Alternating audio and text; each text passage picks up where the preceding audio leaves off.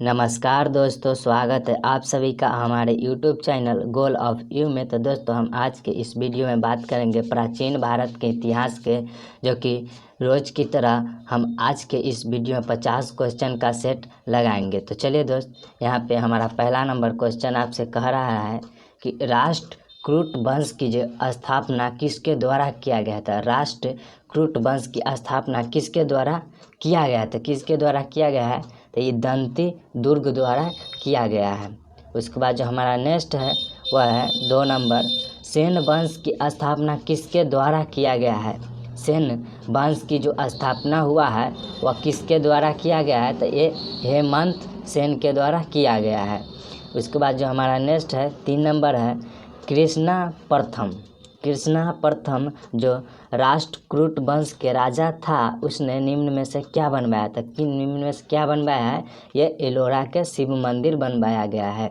किसके द्वारा? तो कृष्णा प्रथम के द्वारा। वह कहाँ के राजा थे? तो ये राष्ट्रकूट वंश के राजा थे। कहाँ के? राष्ट्रकूट वंश के राजा थे।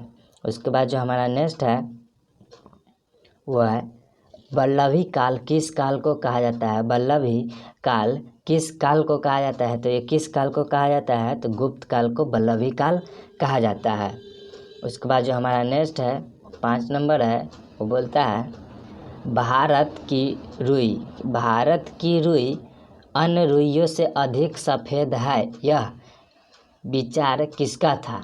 यह विचार किसका था? तो यह मेगास्थनीज का था। उसके बाद जो हमारा नेक्स्ट है 6 नंबर, गुप्त राजाओं ने कौन से सिक्के चलाए? गुप्त राजाओं ने कौन से सिक्के चलाए? तो ये दिनार एवं सुवर्ण चलाए थे। क्या दिनार एवं सुवर्ण में है ना? हाँ, डी नंबर हमारा आंसर है। उसके बाद जो हमारा नेक्स्ट है, कुषाणों ने किसके सिक्के चलाए? कुषाणों ने किसके सिक्के चलाए थे? कुषाण किसके सिक्के चलाए थे? तो ये चलाए थे सोना, चांदी एवं तांबे उपयुक्त सभी को चलाए थे। इसके हमारा नेक्स्ट है 8 नंबर, अंतिम मौर्य सम्राट कौन था? अंतिम मौर्य सम्राट कौन था? तो बृहद्रथ था। उसके बाद जो हमारा नेक्स्ट है वो 9 नंबर है, अभिधम्म के कथाबद्ध के बारे में किसने लिखा? अभिधम्म के कथाबद्ध के बारे में किसने लिखा था? किसने लिखा है? गोलीपुत्र तीस। 10 नंबर में बोलता है किस यज्ञ में वैदिक काल के सूरा का प्रयोग किया जाता था? माने किस यज्ञ में वैदिक काल में सूरा का प्रयोग किया जाता था? किस काल में किया जाता था? ये सौत्रामणी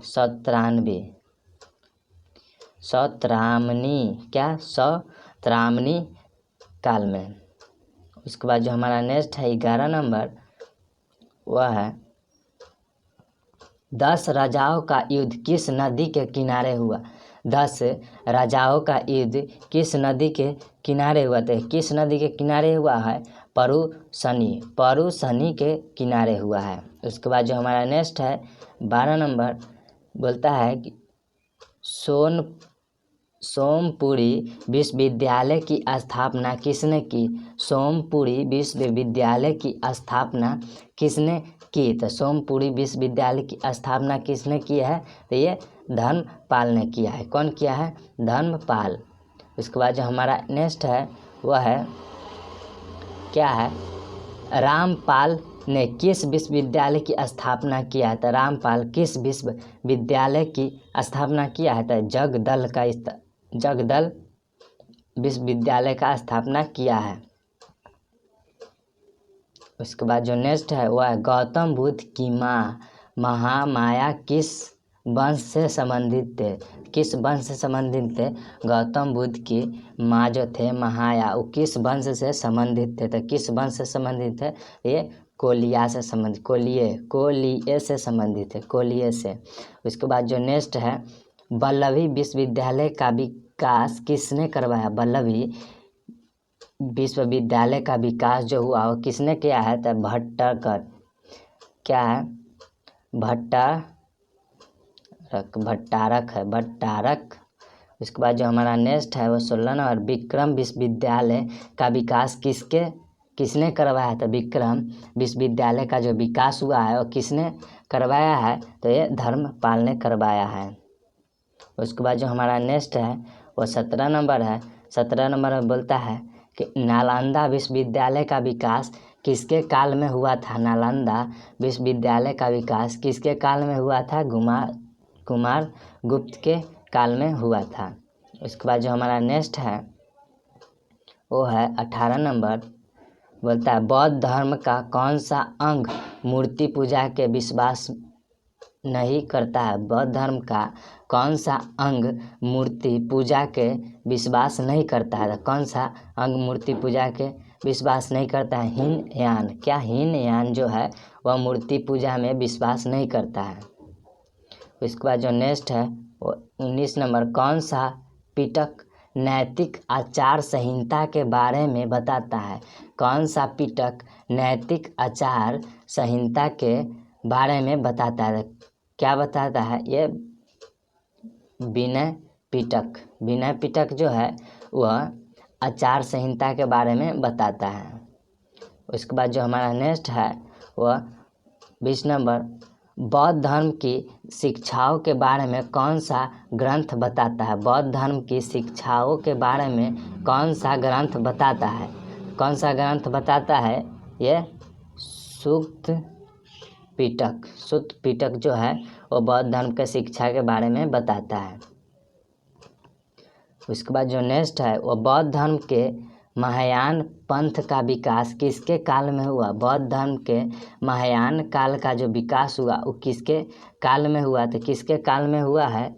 तो ये कनिष्क के काल में हुआ है।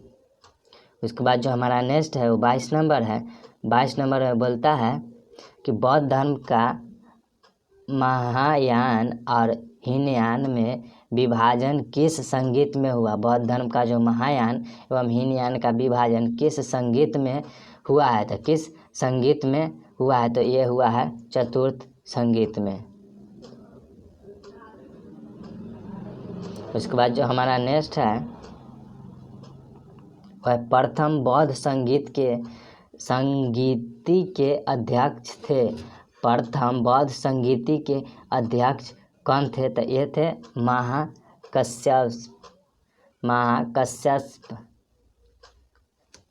महाकश्यप जो थे वो बौद्ध संगीत के प्रथम अध्यक्ष थे। उसके बाद जो हमारा दूसरा है 24 नंबर। दूसरी बौद्ध संगीत के अध्यक्ष कौन थे? दूसरी बौद्ध संगीत के अध्यक्ष कौन थे? तो ये थे सब कमियाँ। पहला कौन थे? पहला जो थे वो महाकश्यप थे और दूसरा कौन है? सब कमी। और इसके बाद हमारा 25 नंबर है किसके काल में चतुर्थ बौद्ध संगीत हुआ? किसके काल में बौद्ध चतुर्थ संगीत हुआ? तो किसके काल में हुआ है? किसके काल में हुआ है? ये कनिष्क के काल में हुआ है। चतुर्थ संगीत किसके काल में हुआ है? तो ये कनिष्क के काल में हुआ है। उसके बाद हमारा 26 नंबर है बौद्ध धर्म के गृह त्याग को कौन सा चिन्ह बताता है? बौद्ध धर्म के गृह त्याग को कौन सा चिन्ह बताता है? तो कौन सा चिन्ह बताता है? ये घोड़ा बताता है। उसके बाद जो हमारा नेक्स्ट है वो गौतम 27 नंबर। बौद्ध धर्म के निर्माण को कौन सा चिन्ह बताता है? बौद्ध धर्म के निर्माण को कौन सा चिन्ह बताता है? कौन सा चिन्ह बताता है? बोधि वृक्ष। उसके बाद जो हमारा नेक्स्ट है गौतम 28 नंबर। गौतम बुद्ध के जीवन को कौन सा चिन्ह बताता है? तो गौतम बुद्ध के जीवन को कौन सा चिन्ह बताता है? तो ये कमल चिन्ह बताता है। उसके बाद जो हमारा नेक्स्ट है गौतम बुद्ध का सारथी कौन था? क्या गौतम बुद्ध का सारथी कौन था? कौन था सारथी? ये चना था। क्या था? चना। उसके बाद जो हमारा नेक्स्ट है वह है कंथक का गौतम बुद्ध के जीवन में क्या संबंध था? कंथक कंथक है, कंथक का गौतम बुद्ध के जीवन में क्या संबंध था? कंथक का गौतम बुद्ध के जीवन में क्या संबंध था? घोड़ा था। उसके बाद जो हमारा नेक्स्ट है, विश्व का सबसे बड़ा महाकाव्य क्या है? विश्व का सबसे बड़ा महाकाव्य क्या है? महाभारत। उसके जो हमारा नेक्स्ट है 33 नंबर में है बेग जग कोई। बेग जग कोई जो है बोग जग कोई अंजिलेख कहाँ खोजा गया? बेग जग कोई अभिलेख कहाँ खोजा गया? 32 नंबर है बोग जग कोई अभिलेख कहाँ खोजा गया? तो कहाँ खोजा गया है? तो ये खोजा गया है टर्की में। क्या? टर्की में खोजा गया है। उसके बाद हमारा नेक्स्ट है अष्टांग संग्रह की रचना किसने की? अष्टांग संग्रह की रचना किसने की? तो अष्टांग संग्रह की जो रचना की है वह वाग्भट ने की है। वाग्भट ने की है। वाग्भट ने की है किसकी? अष्टांग संग्रह की, ठीक ना। उसके बाद जो हमारा नेक्स्ट है 8वीं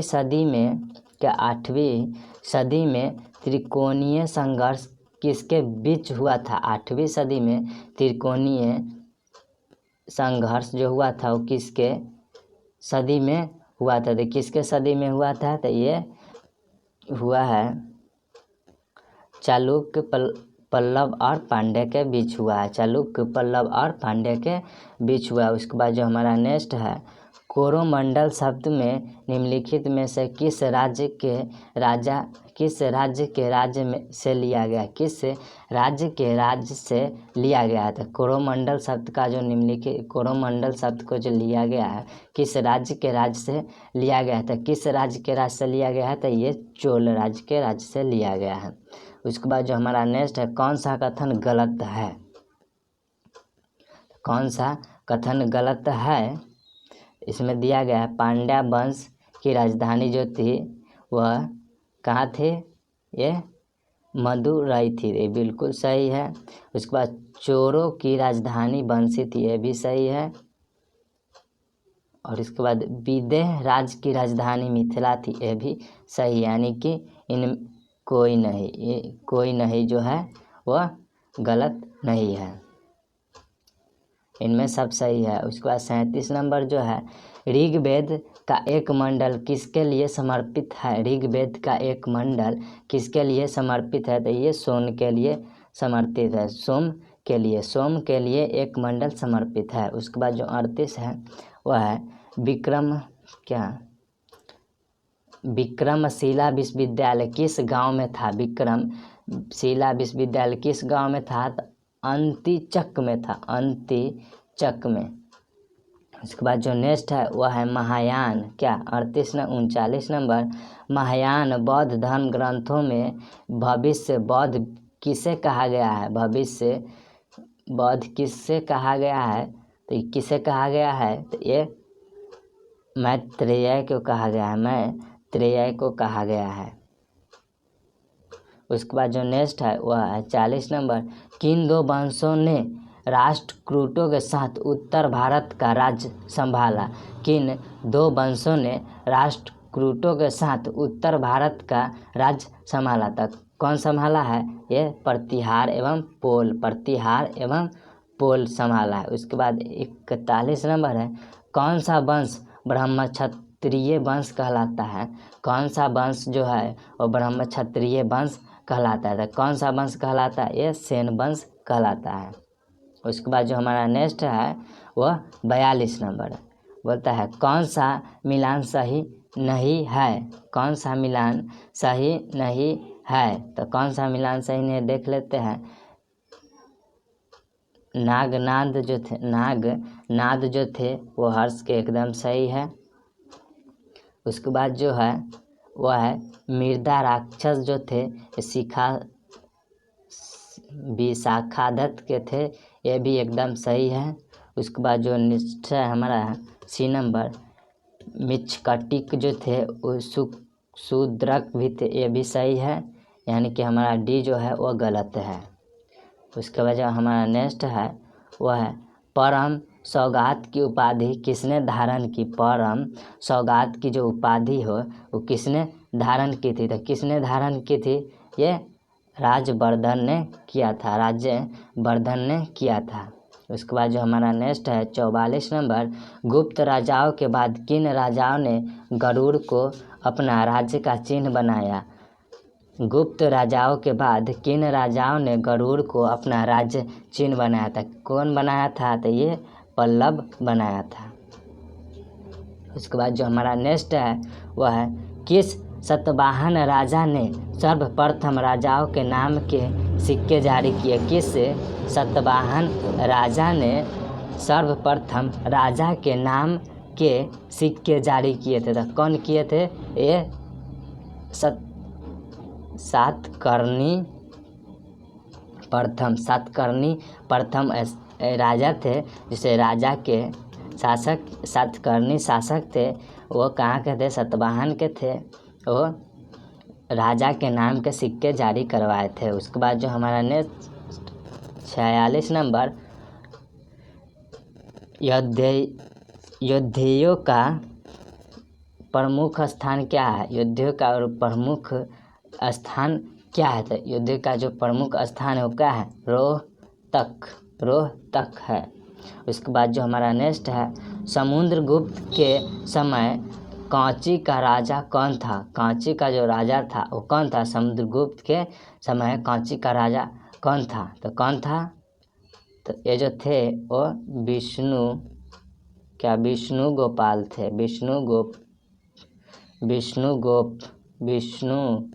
गोप। उसके बाद जो हमारा नेक्स्ट है 4 अश्वमेध यज्ञों का आयोजन किस राजा ने करवाया। 4 अश्वमेधों का यज्ञ किस राजा ने करवाया था। किस राजा ने करवाया है, तो ये करवाया है प्रवरसेन प्रथम ने करवाया है। उसके बाद जो है नेक्स्ट वह है 49 नंबर, ग्रीक रोमन साहित्य में चंद्रगुप्त मौर्य को सेंड्रोकोट्स कहा गया है।